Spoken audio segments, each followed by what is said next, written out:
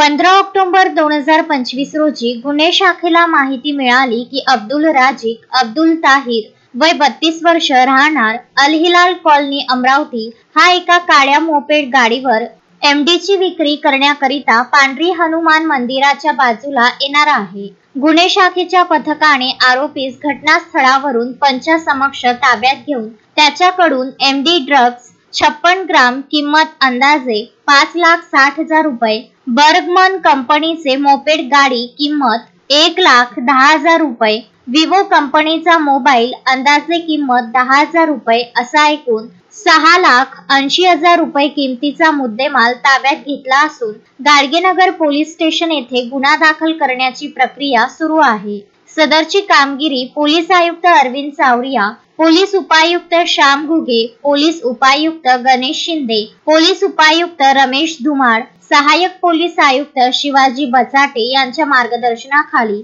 व पोलीस निरीक्षक संदीप चव्हाण, अमरावती शहर गुन्हे शाखा यांच्या नेतृत्वात सहाय्यक पोलीस निरीक्षक मनीष वाकोडे, सतीश देशमुख, फिरोज खान, अजय मिश्रा, सूरज चव्हाण, शेख नाझीम, रणजित, चेतन कराडे, सागर ठाकरे सर्व नेमणूक गुन्हे शाखा यांच्या पथकाने केली आहे। शोएब खान, विदर्भ न्यूज, अमरावती।